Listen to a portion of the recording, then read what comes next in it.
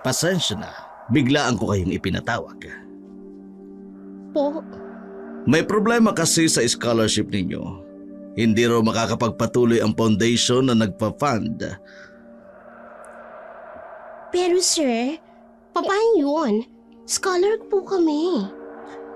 Ikaw, Trixie, wala kang dapat ipag-alala.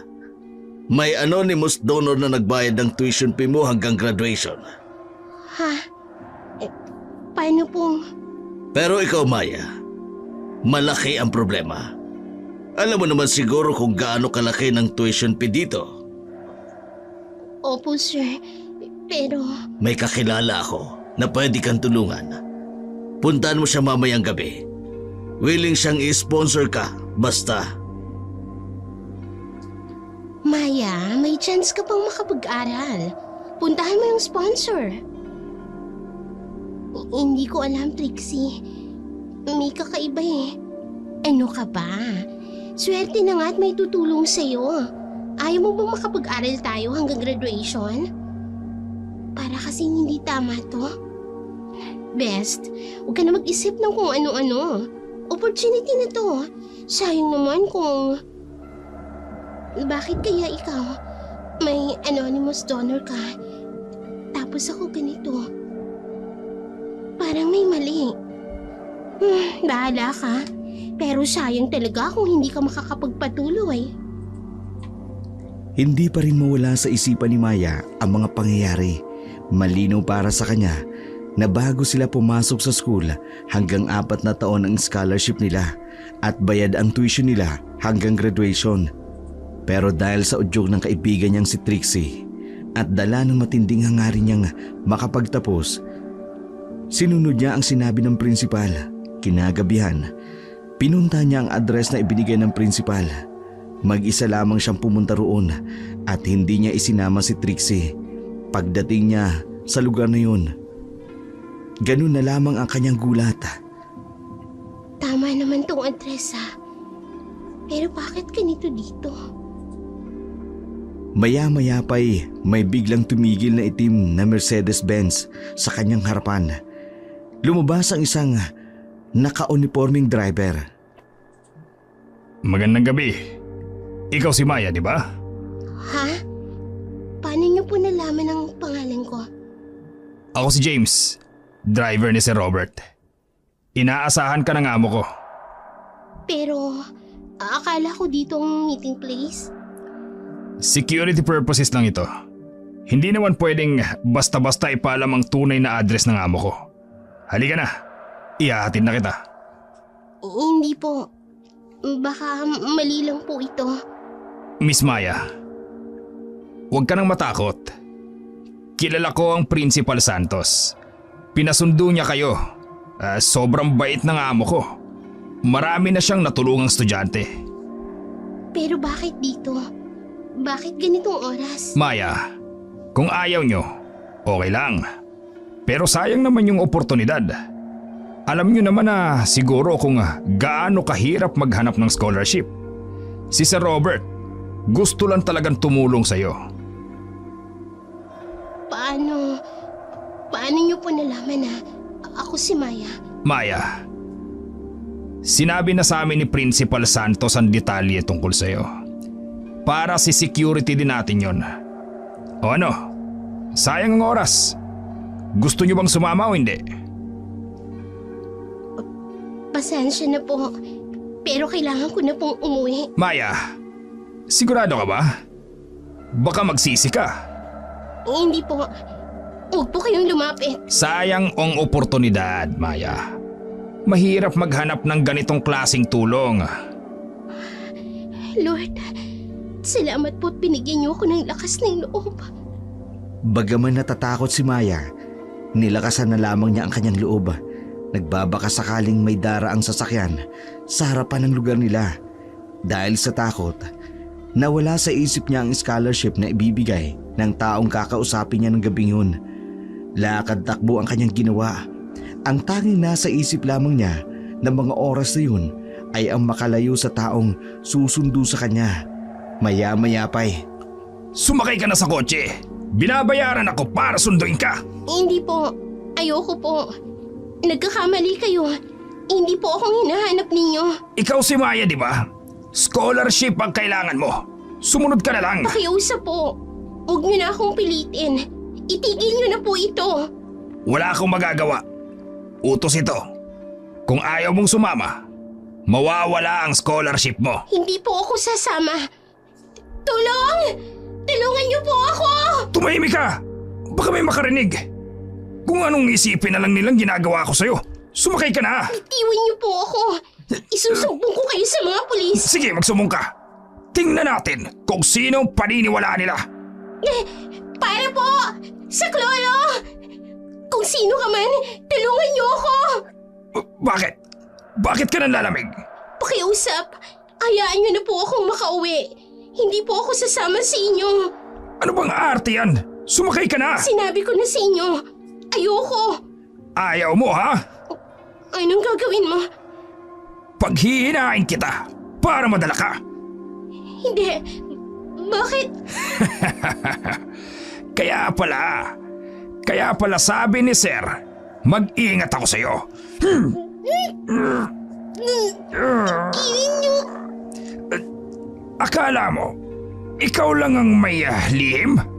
Si Sir Robert, kilala ka niya. Alam niya kung sino ka talaga. Paano niyo nalaman? Simple lang.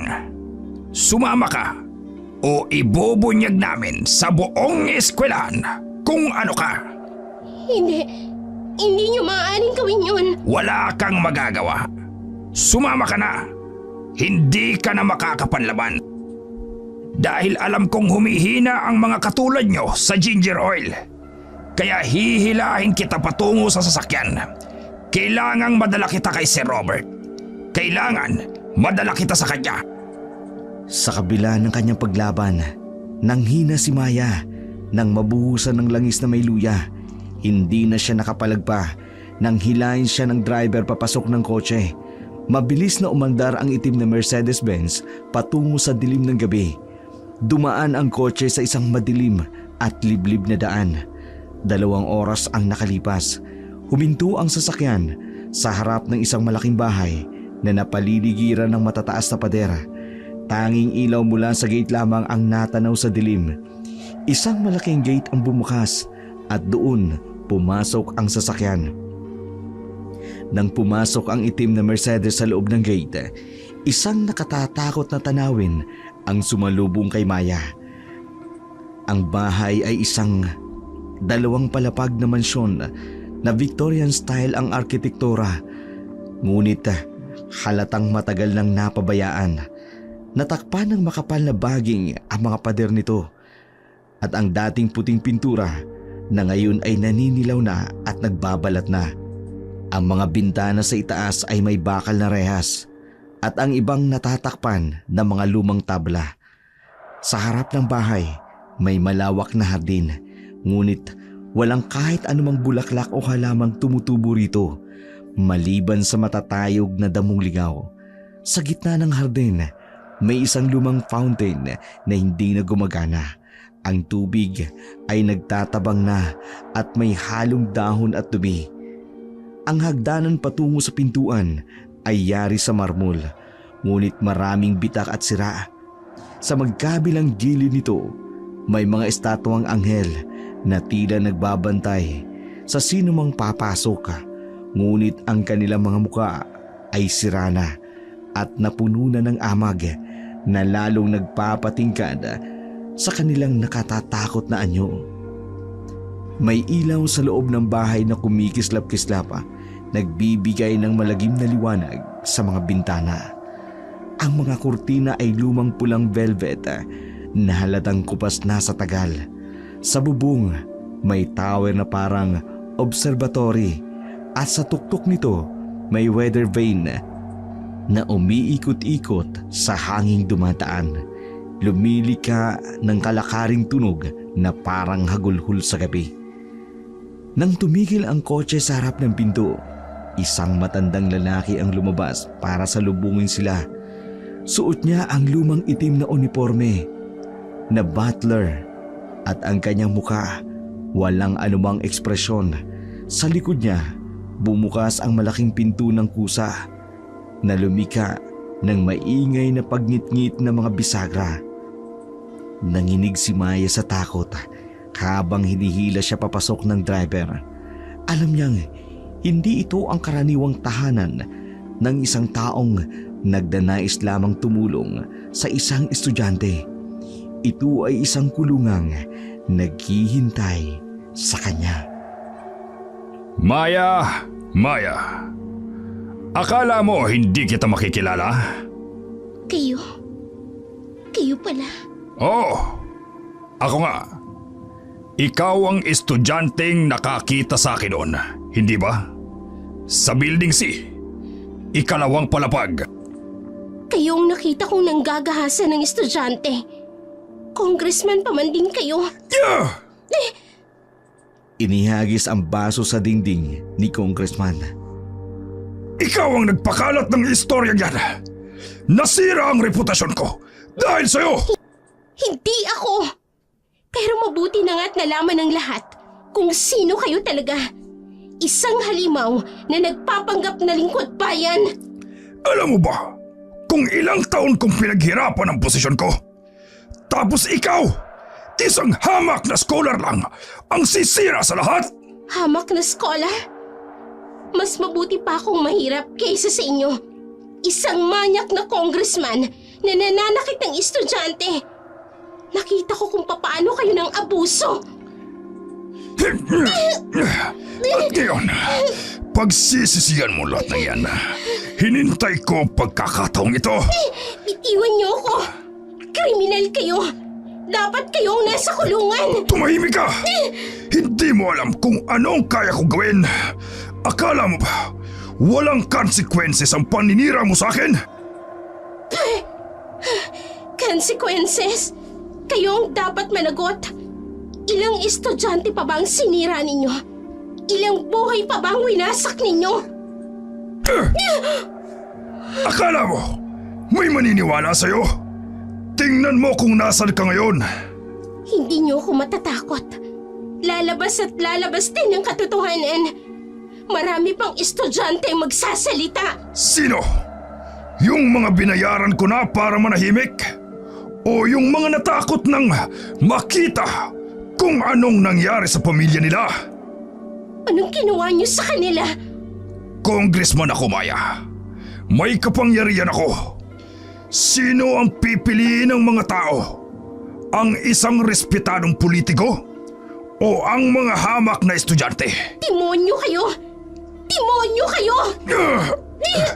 At ngayon, mawawala ka na lang bigla. Tulad ng iba. Walang makakakita. Walang makaalam. Hindi! Saklolo! Tulong! Sigaw ka lang ng sigaw. Dito sa bahay na to, walang makakarinig sa'yo. Walang makatutulog sa'yo. At pagkatapos nito, wala nang makaalam kung nasan ka.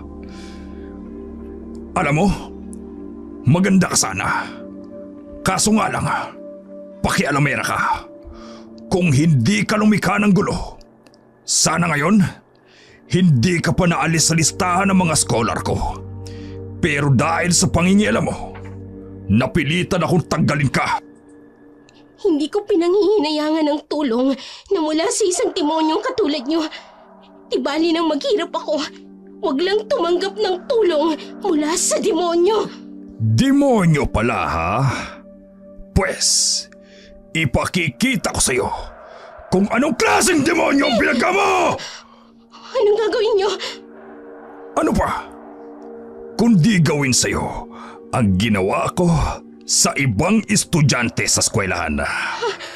Akin ang paaralan na yun. Kaya may karapatan akong gawin ang nais ko sa lahat ng naroon. Kaya pala, pati yung principal na kontrol ninyo. Kung sa kanila nagawa niyo ang kahiyupan, sa akin hindi. Bakit? Magsasaswang ka? Tingnan natin ngayon kung may magagawa ang pagkaswang mo. Maraming CCTV sa kwartong ito. Kapag nagsaswang ka, malalaman ng lahat ang sikreto mo. Kapag nangyari yun, lahat ng mga nawawalang estudyante ay ibibintang sa'yo. Wala kayong kasing sama! Masama kayo! Masama kayo! Bago kita alisin sa landas ko, pakikinabangan muna kita. Anong gagawin niyo? Ayusin ang pagkakatali niya sa kamay at paa. Yes, Congressman. Ika dito. Ipararanas ko sa kanila kung gaano ako kamanyak. Walang awa ang mga tauhan ni Congressman Robert habang kinakaladkad nila si Maya patungo sa isang lumang upuan. Nasasaktan man sa mahigpit ng pagkakahawak sa kanyang mga braso, hindi pa rin tumitigil si Maya sa pagpupumiglas. Ang kanyang mga sigaw ay umaalingaw-ngaw sa malawak na silid, ngunit walang tumutulong sa kanya. Ang mga braso ni Maya tila nangangalit na sa sakit habang binabali ng mga tauhan upang itali sa kabilang gilid ng upuan. Mainit ang mga luwang pumapataka sa kanyang mga pisngi habang pilit na lumalaban. Sumisigaw siya, humihikbi at nanlalaban, ngunit walang tigil ang mga lalaki sa pagtali sa kanya. Binuhay ng sitwasyon ang masakit na gunita sa kanyang isipan. Ang mga pagkakataong nasaksihan niya kung paano ito ginawa ni Robert sa ibang mga estudyante. Ngayon, siya ay nasa upuan ng iyon. Nararamdaman niya ang pagsakal ng takot habang pinahihigpit ng mga tauhan ang mga tali sa kanyang pulsuhan. Sa bawat galaw ni Maya, lalong humihigpit ang mga lubid. Ang mga paa niya ay itinatali sa mga paa ng upuan. Ginagawang imposible ang anumang pagtakas. Ang mga lalaking gumawa nito ay walang anumang ekspresyon sa mukha. Tila sanay na sanay sa ganitong gawain. Si Congressman Robert ay nakatayo lamang sa isang sulok. Hawak ang baso ng alak. Pinanunood ang eksena na parabang isang palabas. May pagkaaliw sa kanyang mukha habang nakikinig sa pagsusumamo ni Maya. Bawat sigaw ng dalaga, ang isinasagot lamang sa kanya ay malamig na tawa. Nang matapos na ang pagtali, umalis na ang mga tauhan ng walang imik. Iniwang mag-isa si Maya sa kama ng congressman na ngayon ay naglalakad palapit sa kanya. Ang tunog ng kanyang mga hakbang sa kahoy na sahig ay parang kamatayang unti-unting lumalapit. Walang nagawa si Maya para manlaban. Tila gutom at hayok na hayok sa laman si Congressman Robert habang ginagawa ang kahalayan sa babae. Ramdam ni Maya ang pagyapo sa kanyang katawan ni Congressman. Napilit niyang nilalabanan at pilit siyang kumakawala. Isang malakas sa suntok sa kanyang tiyan ang natamo niya mula sa Congressman. Nagdilim ang kanyang paningin ng mga sandaling yun at hindi niya namalayan ang mga sumunod na nangyari. Paggising niya, nakahiga na siya sa isang kama. May bahid ng dugo dahil sa kahalayang ginawa sa kanya ng manyakis na congressman.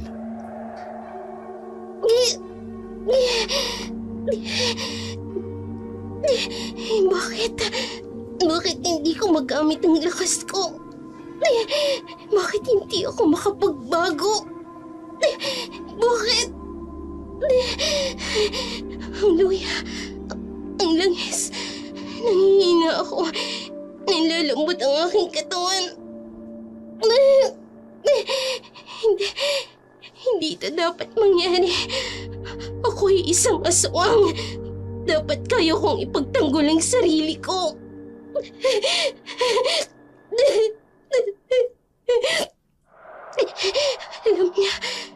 Alam niya ang aking lihim. Kaya pala may mga CCTV. Kaya pala may mga luya. Lahat ng ito plinano niya. Mga ninuno ko. Patawanin niyo ako. Hindi ko nagamit ang kapangyarihang ibinigay niyo. Hindi ko... Ang sakit! Ang bigat ng katawan ko. Hindi ako makagalaw. Hindi ako makagalaw. Sa unang pagkakataon, naramdaman kong tunay na kahulugan ng pagiging mahina, ng pagiging tao. Ang tapang-tapang ko noon. Akala ko walang makakatalo sa akin. Pero ngayon...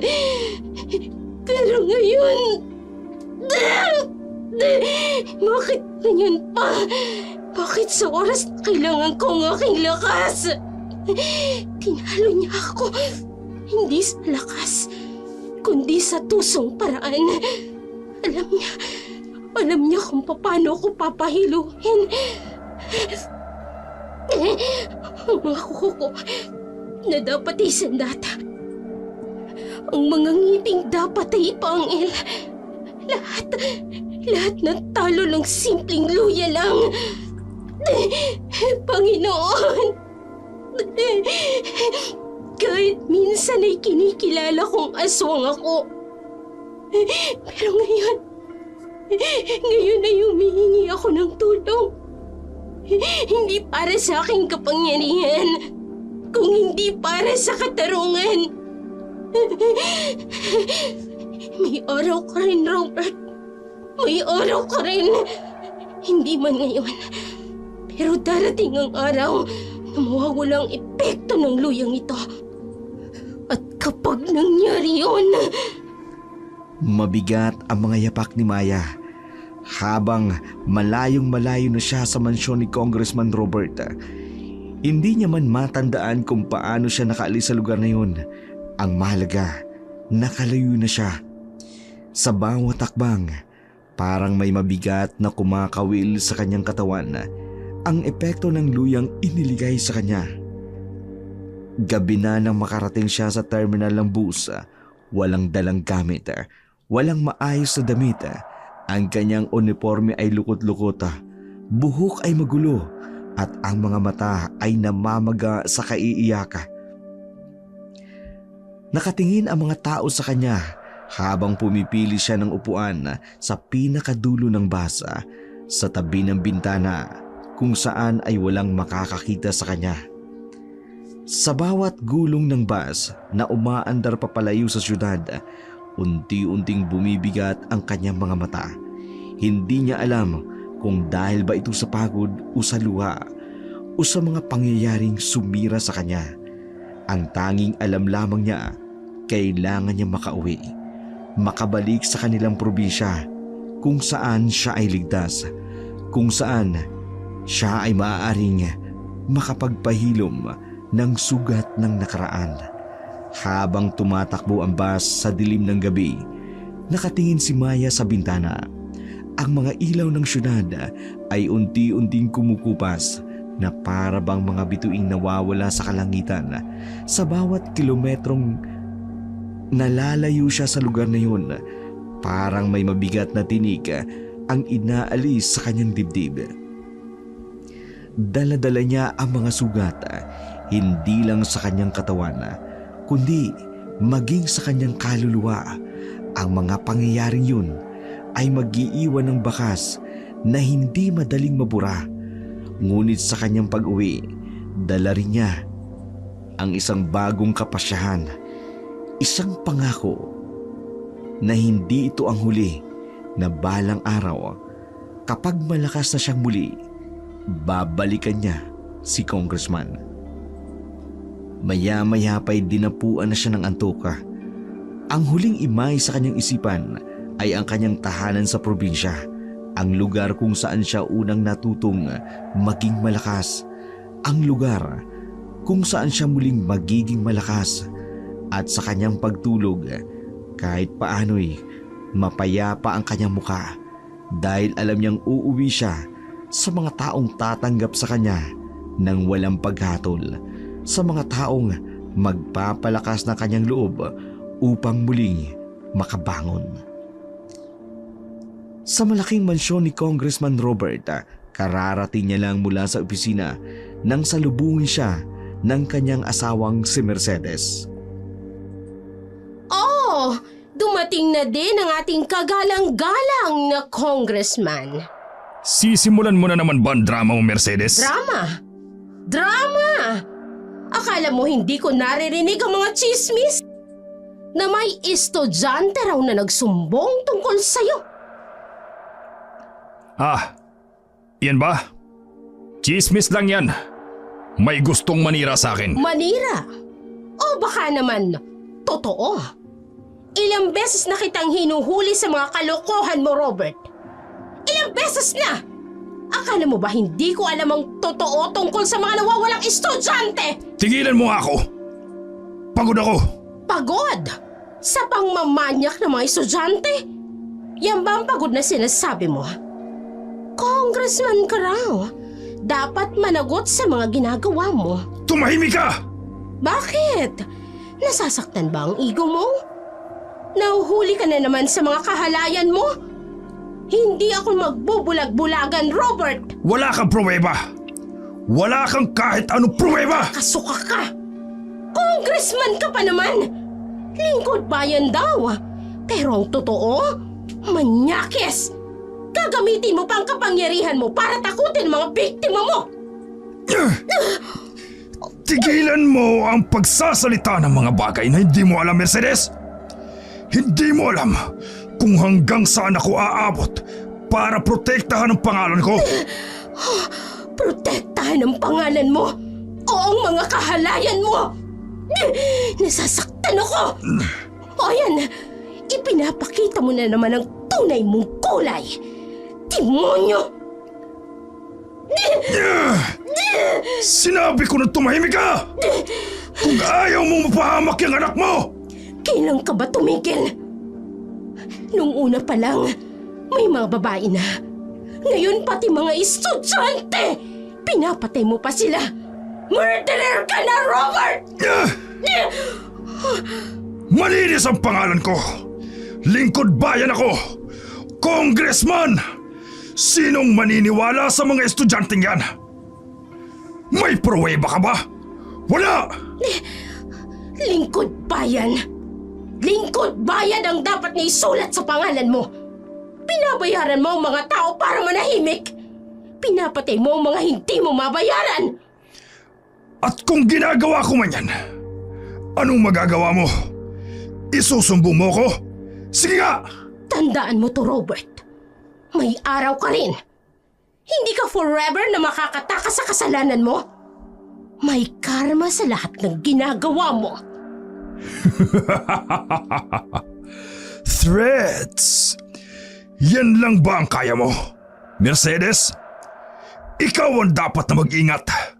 Baka ikaw ang sumunod na mawala. Hindi mo ko kilala, Robert. May hangganan ng pasensya ko. Kapag nahuli pa kitang muli, kapag may narinig pa akong bagong iskandalo, kapag may namatay pang estudyante. Ano? Anong gagawin mo?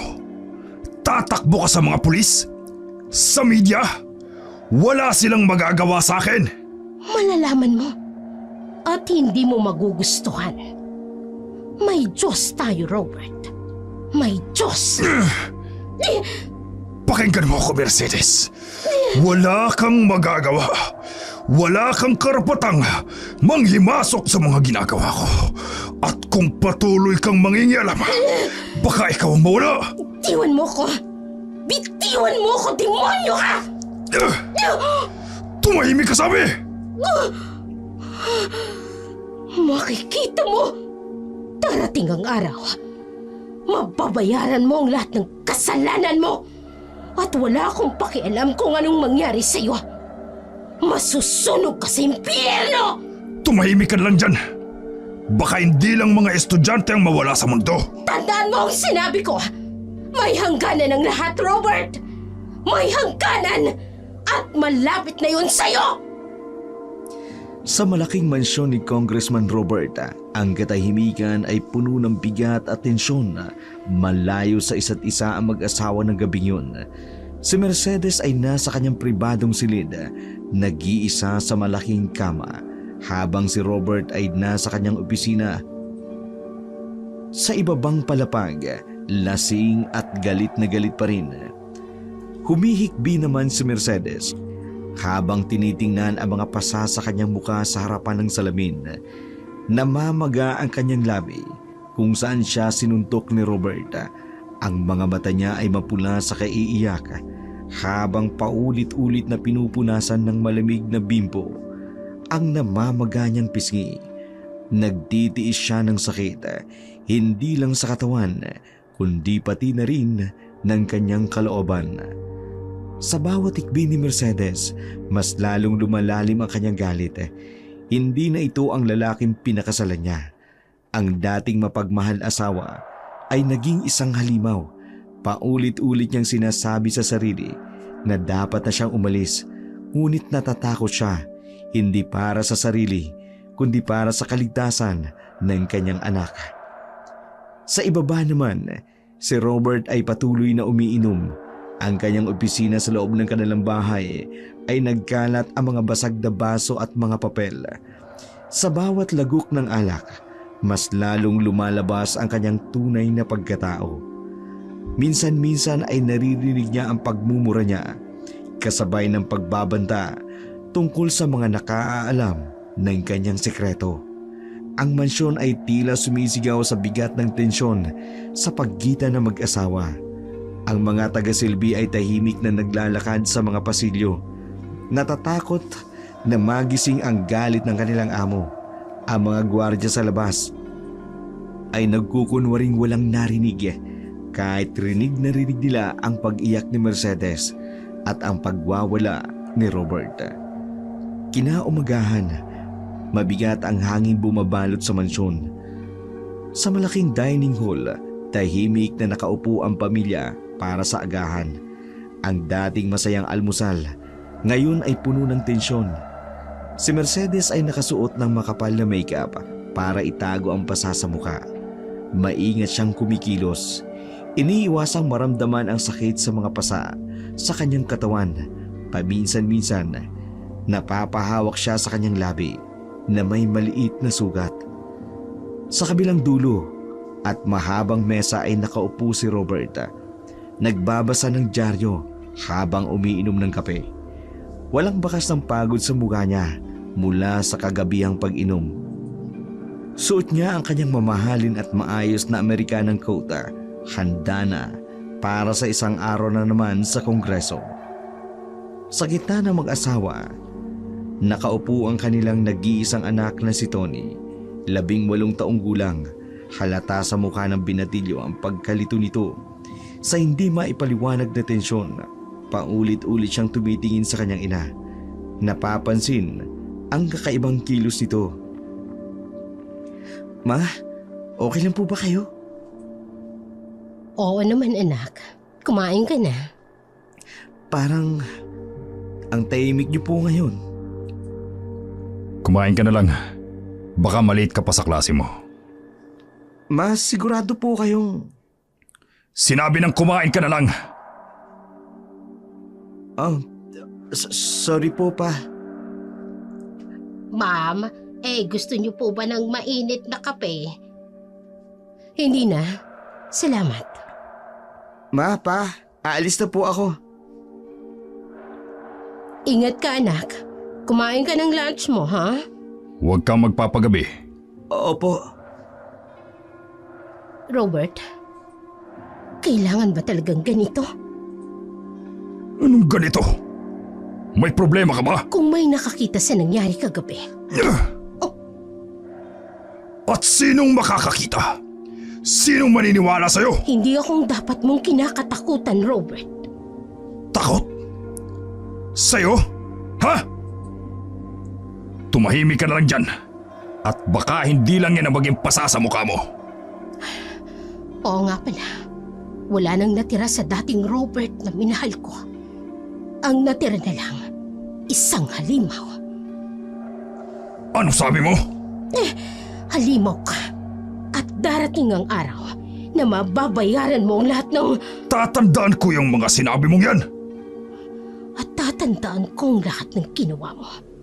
Lahat ng kasalanan mo. Darating din ang araw ng paghuhukom mo, Robert. Mabilis na umalis si Robert sa mansyon. Hindi man lang nilingon ang asawang naiwan. Ang kanyang Mercedes-Benz ay naghihintay sa labas. Pinalinisan niya ng wax at shine. Na-shine para sa araw na yun. Mahalaga ang araw na yun. Isang pagkakataon para linisin ang kanyang pangalan sa publiko. Mas mabilis, Mario! Utos niya sa driver habang nagbabasa ng script na inihanda ng kanyang PR team. Sa script, nakasulat ang mga dapat niyang sabihin tungkol sa mga paratang. Mga kasinungalingan lang daw na gawa-gawa lang ng mga taong gustong sirain ang kanyang pangalan. Dumaan sila sa isang kalsadang puno ng trapiko pero walang pakialam si Robert. Sa kanyang isip, paulit-ulit niyang binubulong ang mga dapat niyang sabihin. Ang mga paratang na ito ay walang basihan. Ako ay isang lingkod bayan na nakatuon lamang sa paglilingkod sa ating mga kababayan. Sa loob ng kotse, inayos niya ang kanyang kurbata sa harap ng maliit na salamin. Pinunasan ang pawis sa noo. Kahit malamig ang aircon, hindi pwede magkamali ng araw na yun. Dapat perpekto ang lahat. Nang makarating na sa opisina, naghihintay na ang mga taga-media. May crew na nagsasaayos ng mga ilaw, kamera at mga mikropono. Ang kanyang PR team ay nagkukumpulan sa isang sulok, nag-uusap ng mahina tungkol sa dapat gawin. Good morning, Congressman. Good morning, Congressman. Bati ng mga staff niya habang nagmamadaling binuksan ang pinto ng kanyang private office. Sa loob, nakahanda na ang setting. Ang kanyang mahogany desk ay maayos na maayos. May nakalagay na mga picture frame ng kanyang pamilya, props, para sa imahe ng isang mabuting ama at asawa. Sa likod niya, nakatayo ang watawat ng Pilipinas at sa gilid niya ang kanyang mga plaque at parangal. 5 minutes po, Congressman. Sabi ng kanyang sekretary. Huling sinuri ni Robert ang kanyang refleksyon sa bintana. Perfect ang buhok. Walang kunot ang Amerikana. Nakangiti ang muka. Walang bakas ng kaguluhan sa bahay. Walang nakakaalam na ilang oras lang ang nakalilipas. Sinaktan niya ang kanyang asawa. Walang nakaalam na sa likod ng ngiting ito may mga lihim na kailangang pagtakpan. Perfect. Bulong niya sa sarili. Walang makaalam. Sa loob ng marangyang opisina, si Congressman Robert, nakahanda na ang mga kamera at ilaw. Magandang umaga po, Congressman Robert, at maraming salamat po sa pagkakataong ito. Walang naman. Tungkulin kong magbigay linaw sa ating mga kababayan. Congressman, hindi po natin maiwasang pag-usapan ang kontrobersyal na isyu tungkol po sa mga nawawalang estudyante sa distrito po ninyo. Yes. Napakadelikadong isyu nga yan. At bilang lingkod bayan, labis akong nababahala. May mga nagpaparatang po na kayo raw po ay may kinalaman sa mga pagkawala ng mga estudyante. Ano po ang masasabi ninyo tungkol rito? Nakakalungkot na may mga taong gustong sirain ang aking pangalan. Walang basihan ang mga paratang na yan. May estudyante po kasing nagsumbong. Pasensya na po pero kailangan kong putulin yan. Ang sinabi ninyong estudyante ay may personal na galit sa akin dahil tinanggal ko siya sa scholarship program dahil sa mababang grades. Pero Congressman, may mga CCTV footage daw po. Bilang isang politiko, sanay na ako sa mga black propaganda.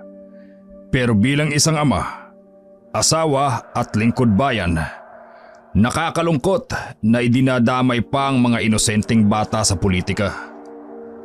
Paano niyo po maipapaliwanag ang mga nawawalang... Sa katunayan, naglaan tayo ng pondo para sa mas mahigpit na seguridad sa mga paaralan. Ang ating tanggapan ay may anti-crime program na nagpoprotekta sa ating mga kabataan. Sir, may urgent call po kayo. Pasensya na, may importante akong tawag. Pero bago tayo magtapos, gusto kong iparating sa ating mga kababayan ang mga paratang na ito ay walang basihan. Ako po ay lingkod bayan na naglilingkod ng tapat. Pero sir, hindi pa po tapos ang... Maraming salamat sa pagkakataong ito. Mike, kunin mo ng tawag sa private line. Jenny, tawagan mo ang PR team. Kailangan natin paghandaan ang next move. At Mike, Yes sir. i-monitor mo ang social media. Kung may mag-post man ng tungkol sa interview na to, make sure positive comments lang ang lalabas. Naintindihan mo? Yes sir, kaagad po. Maya, ikaw ang may kagagawa ng lahat ng to. Pero hindi ka makakatakas. Hindi kayo makakatakas. Ako ang may hawak ng lahat ng ebidensya. Ako ang may kontrol. Hello? Kailangan nating pabilisin ang plano. Dapat mawala na sila. Lahat sila. Bago pa may makalam ng totoo. Galit na galit si Robert. Hindi na lang ipinalata sa isang reporter ang kanyang galit. Wala siyang ibang suspecha sa mga nangyayari, kundi si Maya. Naginawa niya ng kahalayan, kaya sa galit ito, inutusan niya ang kanyang mga tauhan na madaliin na hanapin ang babae para patayin. Samantala, sa kabilang dako naman, hindi mapakali si Mercedes sa kanyang higaan. Ang pasa sa kanyang mukha ay sumasakit pa rin. Ngunit mas masakit ang pangambang bumabagabag sa kanyang isipan. Ilang gabi na siyang hindi makatulog, paulit-ulit na nagigising sa mga kaluskus at iyak na parang nanggagaling kung saan. Madalas siyang marinig ang mga kakaibang ingay sa gabi, lalo na tuwing may mga nawawalang estudyante. At ngayon, habang nakahiga sa kama, ramdam niya ang bigat ng katotohanang ayaw niyang tanggapin na ang kanyang asawa ay may kinalaman sa pagkawala ng mga estudyante. Tumayo siya nang marinig ang tunog ng kotse ni Robert na papalayo. Alam niyang papunta sa isang late night meeting ito. Ilang beses niyang sinundan ang asawa noon, ngunit ngayon may iba na siyang plano. Sa ilalim ng kanyang kama, may inilabas siyang susi. Isang kopyang ginawa niya mula sa susing nahulog ni Robert noong isang linggo. Ito ang susi sa kanyang private study, ang silid na ipinagbabawal sa lahat na para sa kanya lamang. Sa isang private study room ni Robert, madaling araw noon. Dapat kong malaman ang totoo.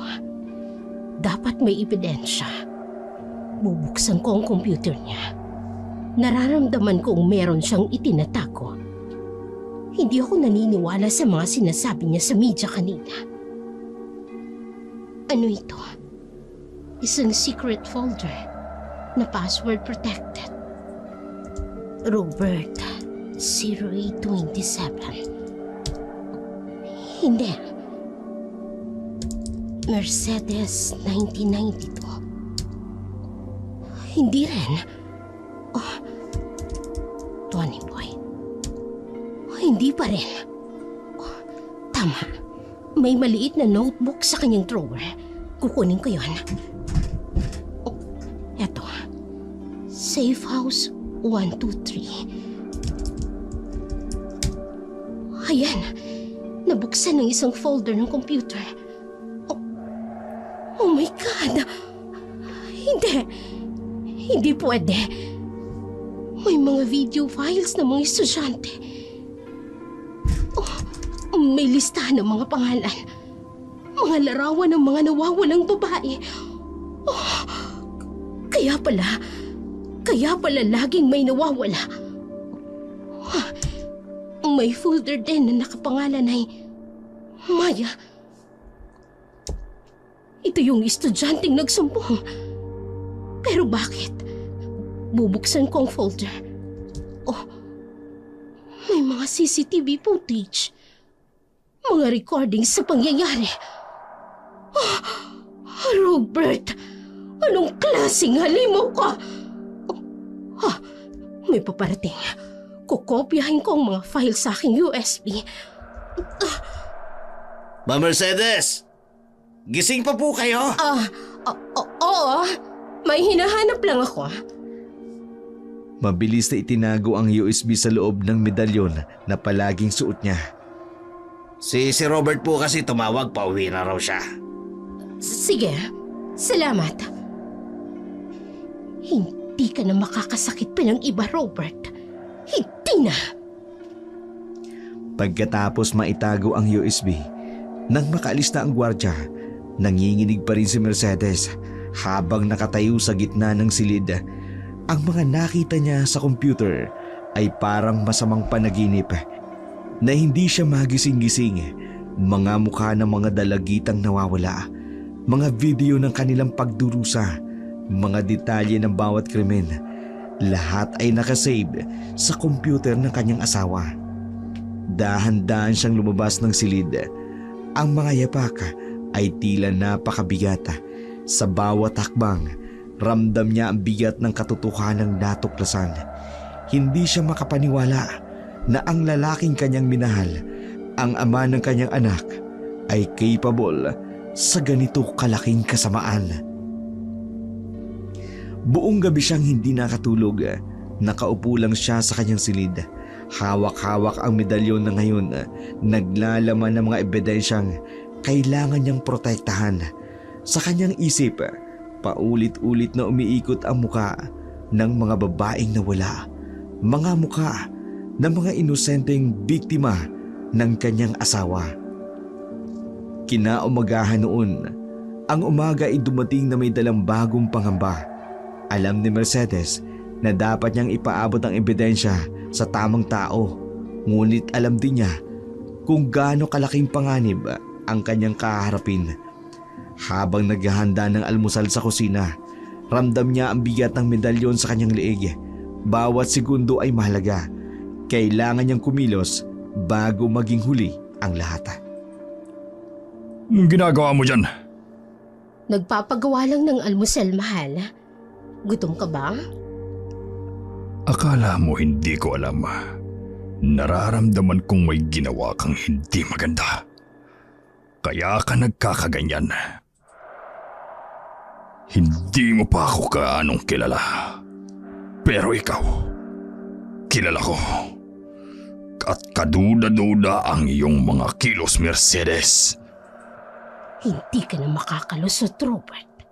Hindi na. Nang pumasok si Robert sa kusina, ramdam ni Mercedes ang panlalamig ng kanyang katawan. Hindi na ito ang lalaking minahal niya. Sa kanyang harapan ngayon ay isang halimaw na nakatago sa magarang Amerikana at mapanlinlang ng ngiti. Sa kanyang puso, alam niyang tama ang kanyang ginagawa. Kahit na ito'y nangangahulugang panganib sa kanyang buhay, kailangan niya ipaglaban ang katotohanan para sa mga biktima, para sa katarungan, at para na rin sa kanyang anak na si Tony na dapat malaman ang katotohanan tungkol sa kanyang ama. Sa kabilang dako naman, sa isang cafe sa mall, isolated area yun. Ito ang pangalawang installment ng scholarship mo, Trixie. Salamat po, sir. Pero bago mo kunin yan, may gusto kong malaman. Po? Nasaan si Maya? Si Maya? Oh, hindi ko po alam. Huwag kang magsinungaling. Sir, Magkaibigan kayong di ba? Hindi pwedeng hindi mo alam kung nasan siya. opo, magkaibigan nga kami. Pero hindi ko po talaga alam. Umuwi na lang po siya bigla. Hindi po siya nagsabi kung saan. Magka-boardmate lang po kami pero hindi ko alam kung saan siya nakatira. Sinungaling. May sinabi siya sa'yo. Sir, nanginginig na po ako. Nasasaktan na po ako. Kung ayaw mong mawala ang scholarship mo, sabihin mo sa akin kung nasan siya. Sir, hindi ko po talaga alam. Ang huling text niya sa akin, uuwi lang daw po siya sa probinsya. Hindi ko na po siya makontak. Oh, sir, bakit niyo naman itinapon sa mukha ko ang pera? Kung malaman kong nagsisinungaling ka, hindi lang scholarship mong mawawala. Naintindihan mo? Yes, sir. Pero totoo pong wala akong alam. Sorry po. Tumayo si Robert. Hinablot ang kanyang coat. At kung may makausap ka man, kung may marinig kang balita tungkol kay Maya, Opo, sir.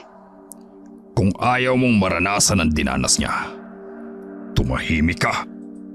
Paglabas ni Robert sa cafe, Hello? Paigtingin mo ang paghahanap.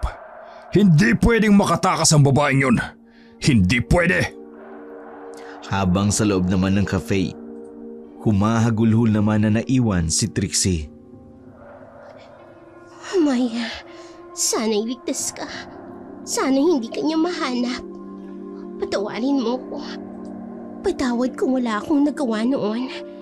Nasilaw lang naman ako sa perang ibinibigay ni Congressman. Dati naman ang bait-bait niyo. Pero ngayon, unti-unti nang lumalabas ang tunay niyong kulay bilang isang demonyo. Sa labas naman, sa kotse ni Robert, hindi pa rin mawala ang tensyong nararamdaman ni Congressman Robert. Hinampas nito ng malakas ang manibela. Maya, Maya. Kapag nahanap kita, sisiguraduhin kong hindi ka na makakapagsalita. Kahit kailan. Sir, may problema po ba, sir? Bilisan mo! Umuwi na tayo. May mga tawag pa akong kailangan gawin. Kailangan kong mahanap ang babaeng yun bago siya magsalita sa media. Habang umaandar ang kotse, galit na galit ang mata ni Robert. Lalong tumitindi. Hindi niya alam na ang bawat hakbang niya para hanapin si Maya ay isa ring hakbang papalapit sa kanyang sariling kapahamakan. Ang opisina ni Congressman Robert ay dating tahanan ng kapangyarihan at kontrol.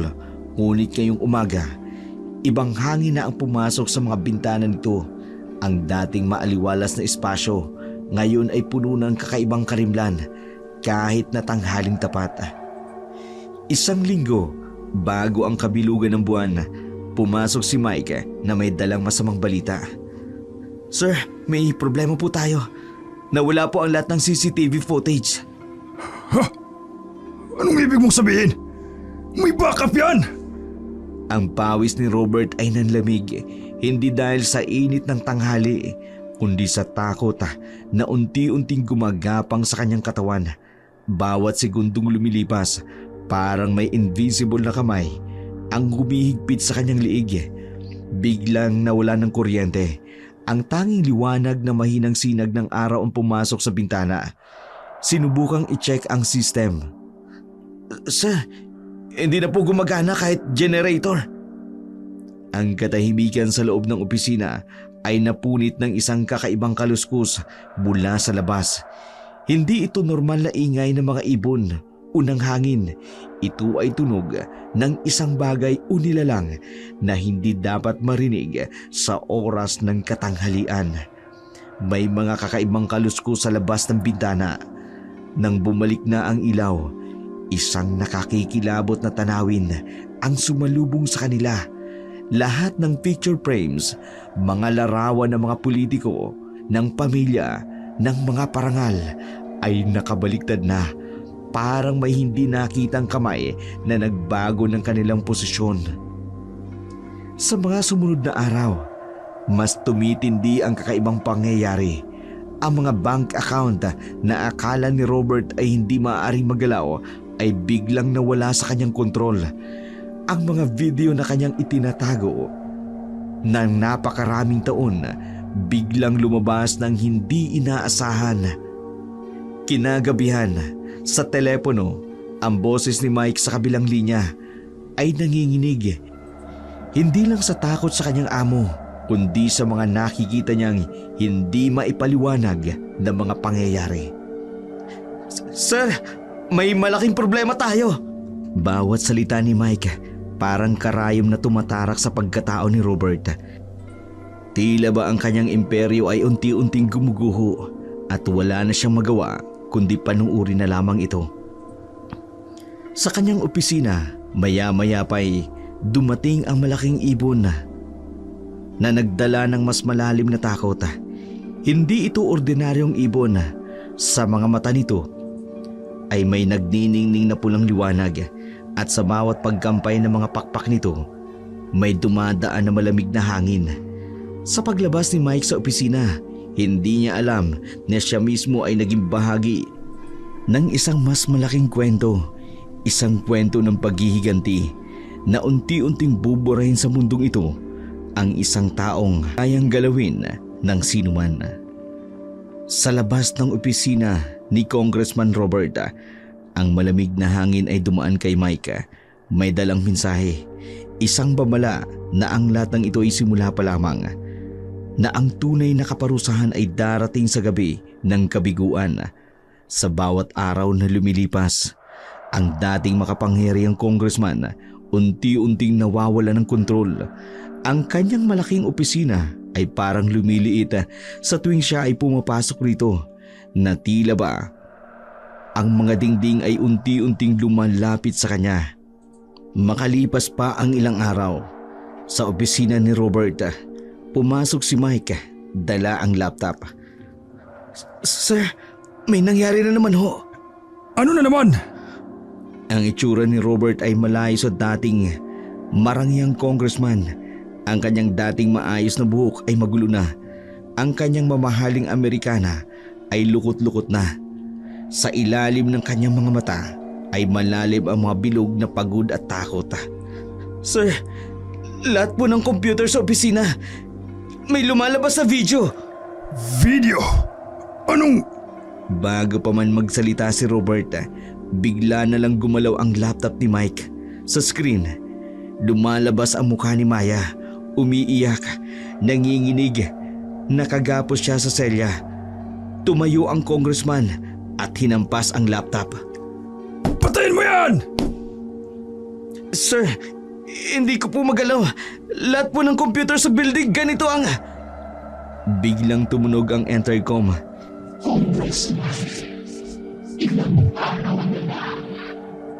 Nanlamig si Robert. Ang boses ay hindi boses ng tao. Ito ay may halong hagulhol na huni ng mga ibon. Kinagabihan, sa kanyang private room, nag-iisa si Robert. Umiinom ng alak. Ang bote ay pang-8 bote niya na ng gabing yun, pero hindi pa rin mawala ang takot. Nang biglang may kumatok. Sir, may dumating po na package po ninyo. Anong meron? Sa loob ng kahon, may mga damit ng mga nawawalang estudyante. Lahat ay may dugo. Lahat ay may sulat. Malapit na. Biglang may narinig na tawa mula sa dilim. Mike! Sino yan? Sir, wala naman po ibang tao. Sa labas ng bintana, libu-libong itim na mga ibon ang nakatingin sa kanila. Bumagsak si congressman sa sahig. Umalis kayo! Umalis kayo lahat! Sir, siguro po dapat... Walang dapat! Walang sino man ang makaalam! Habang tumatakbo palabas si Mike, narinig niya ang sigaw ng kanyang amo. Isang sigaw na hindi galing sa isang makapangyarihang tao, kundi isang taong unti-unting nilalamon ng kanyang sariling takot ng kasalanan. Sa labas, ang buwan ay unti-unting lumalaki. Ang mga anino sa paligid unti-unting nabubuhay, at sa malayong lugar, isang babaeng aswang ang naghihintay, handa ng manginain. Sa kabilang dako naman, sa bahay ni Trixie, nagulat siya sa biglang pagpapakita ng kanyang kaibigan na nawala ng ilang linggo, na labis niyang inalala. Maya? Trixie, pwede ba tayong mag-usap? Siyempre naman. Teka sandali. Dito na lang tayo sa kwarto. Isasara ko lang agad ang pinto. Baka may makakita. Ano palang nangyari sa'yo? Bakit bigla kang nawala? Hindi ka man lang nag-text o nagpasabi kung anong nangyayari sa'yo. Ilang linggo rin akong nag-alala sa'yo. O sige, magkwento ka. Makikinig ako. Trixie, tungkol kay Congressman. Ay, oo nga pala. Maya, dapat na malaman mo. Binantaan niya ako. Ipinakita niya sa akin ang tunay niyang ugali. Parang isang demonyo. Nagkaalala ako sa iyo eh. Hindi kita makontak. May mas malala pa, Trixie. May ginawa siya. Anong ginawa niya? Bakit ka pa biglang nawala? Sobrang kinabahan ako. Kinahasa niya ako, Trixie. Pinaamoy niya sa akin ang pampatulog. Itinali niya ang mga kamay at paa ko. Tapos... Oh my God, Maya! Demonyo talaga siya. Akala ko mabait siya. Akala ko totoo ang kabutihang ipinapakita niya sa mga estudyanteng babae. Kaya pala ganoon na lamang ang pagbabanta niya sa akin. Hindi ko siya patatawanin, Trixie. Sisingilin ko siya sa kahayupang ginawa niya sa akin. Sa gagawin ko, pagsisisihan niya, kinantin niya ako. Naiintindihan kita, Maya. Galit din ako. Pero natatakot ako. Delikado yan, Maya. May power siya. Baka kung ano pang gawin niya sa'yo. May mga tauhan yan. Hindi ako natatakot sa kanya. Pero ako, natatakot ako para sa'yo. Alam mo bang, may mga nababalitaan akong nawala. Yung mga bumabangga sa kanya, ayokong mangyari sa'yo yun, Maya. Kaibigan kita. Huwag kang mag-alala sa akin, Trixie. May paraan ako.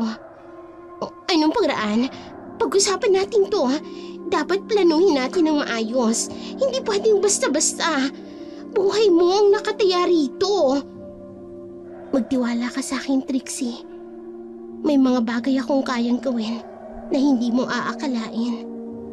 Maya naman, kung may balak kang gawin, isama mo ko. Ayoko may mangyari sa'yo. Sobrang sama na nga ng ginawa niya. Ayoko pa yung madagdagan. Alam kong galit na galit ka, pero dapat mag-isip tayo ng paraan na legal. Halika, sasamahan kita sa presinto. Hindi na kailangan, Trixie. Paano kung hindi tayo kumilos ng legal? Baka lalo pang lumalayan. May ebidensya pa tayo. May CCTV sa building niya. May ginagawa na ako. Anong ginagawa mo? Maya, natatakot ako sa'yo, ha? Kakaiba ka na simula nung nangyari yun. Alam mo ba, Trixie? Kagabi, pinuntahan ko siya. Ha? Anong ginawa mo? Delikado yun. Hindi niya ako nakita. Pero nakita niya ang multo na ginawa niya. Napanood ko siyang nahihirapang matulog. Nanginginig siya sa takot.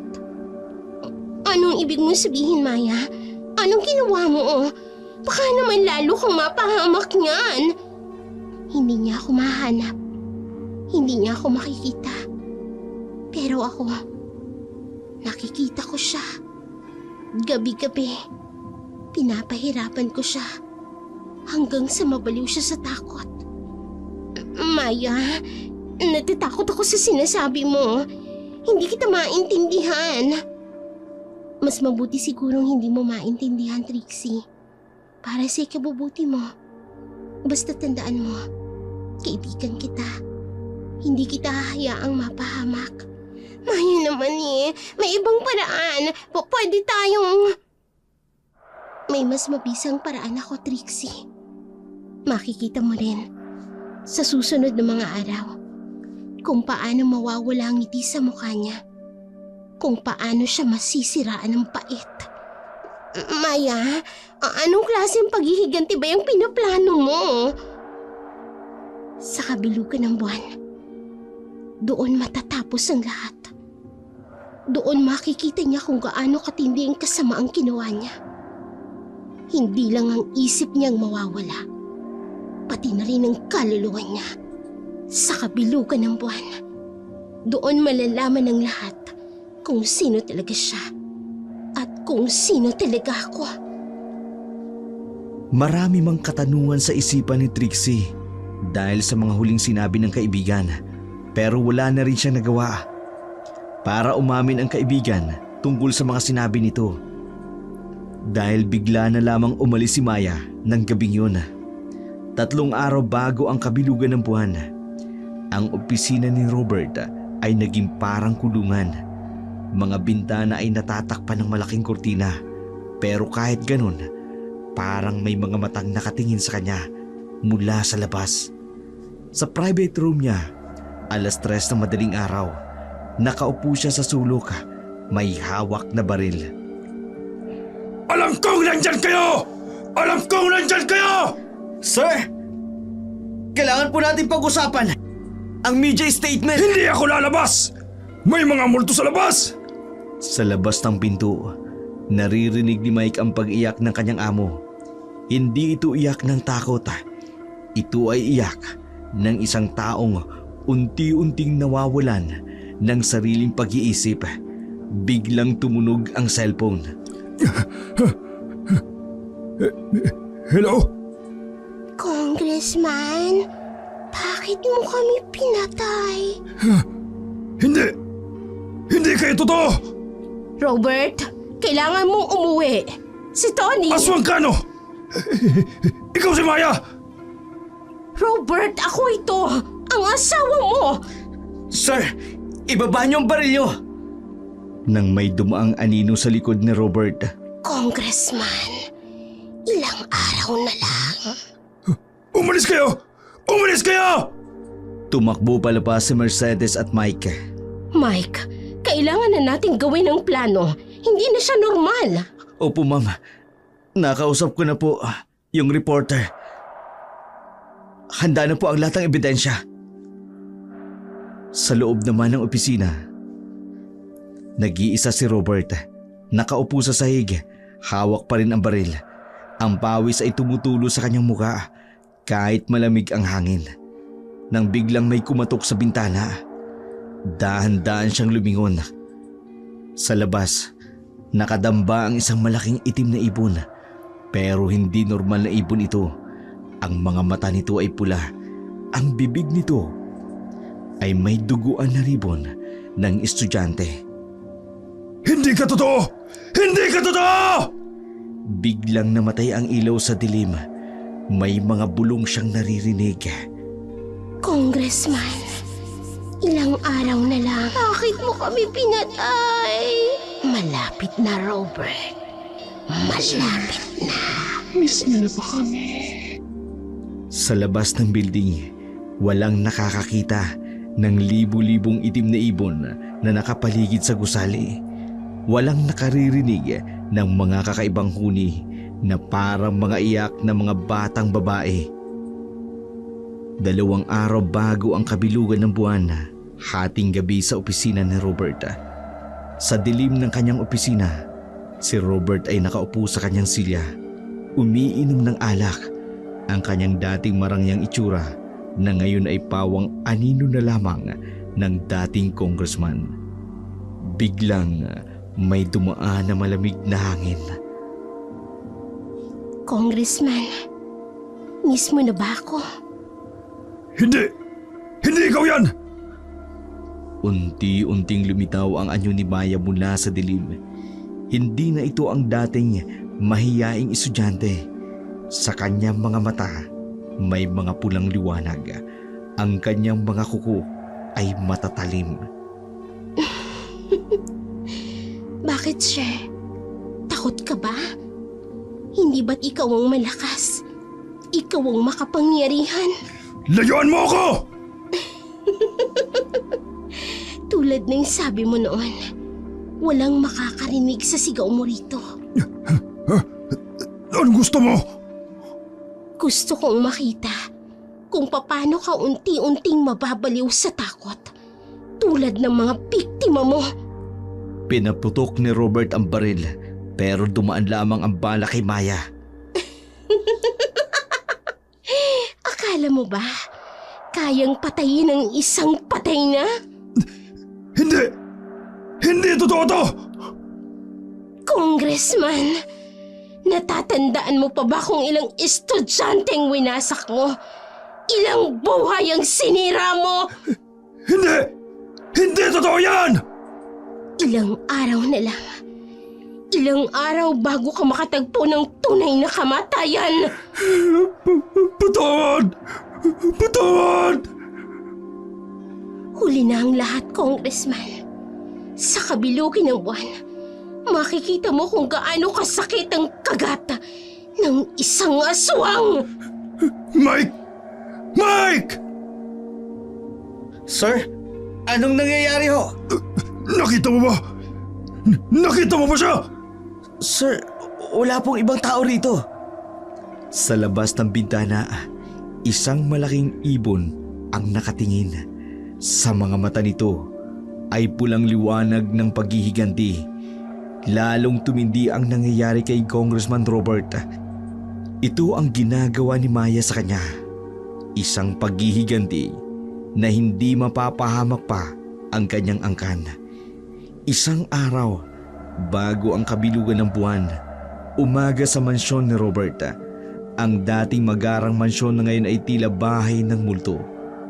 Lahat ng katulong ay umalis na. Ang mga gwardya, isa-isang nag-resign. Tanging si Mike lang ang nanatili, saksi sa unti-unting pagbagsak ng kanyang amo. Sa master's bedroom, nakatulala sa salamin, mukhang wala na sa sarili. Mike! Hanapin mo kung nasaan yung mga video! Anong video po, sir? Yung mga video! Kailangan kong makita kung totoo sila! Habang hinahanap ni Mike ang mga video file, isang pamilyar na boses ang biglang kumanta. Isang araw na lang, isang araw na lang. Lumingon si Robert sa bintana. Mike! Narinig mo yun? Yung kumakanta! Sir, wala pong kumakanta. Maya-maya pa'y tanghalian na namang oras na yun sa dining room. Robert, kailangan mong kumain. Lason to! Alam kong lason to! Biglang may nahulog na pulang patak sa kanyang pagkain. Dugo! Dugo! Pero wala siyang makita. Sa kisame, walang bakas ng dugo. Kinagabihan, sa kanyang private room, Hindi ako matatakot. Hindi ako matatakot. Talaga lang, Congressman. Hindi ka matatakot. lumitaw si Maya mula sa anino. Bukas ng gabi, makikilala mong tunay na takot. Patawad na! Patawad na! Alam mo ba kung ilang beses nagmakaawa ang mga biktima mo? Ilang beses silang humingi ng awa. Biglang napuno ang kwarto ng mga boses ng mga babaeng estudyante. Sir,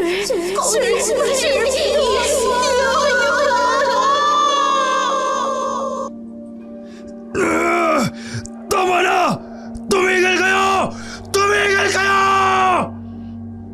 Bukas ng gabi, sa kabilugan ng buwan, dadamhin mo ang lahat ng sakit na dinanas nila. Unti-unting nawawala si Maya sa dilim, pero naririnig pa rin ang kanyang boses. Maghintay ka lang, Robert. Maghintay ka lang. Tumakbo si Robert palabas ng kwarto. Mike! Mercedes! Sino man lang dyan? Tulungan niyo ako! Pero walang sumasagot. Sa malaking mansyon, nag-iisa lang si Robert. Sa labas, ang buwan ay halos buong buo na, naghihintay sa huling gabi ng kanilang paghihiganti. Gabi ng kabilugan ng buwan sa mansyon ni Robert.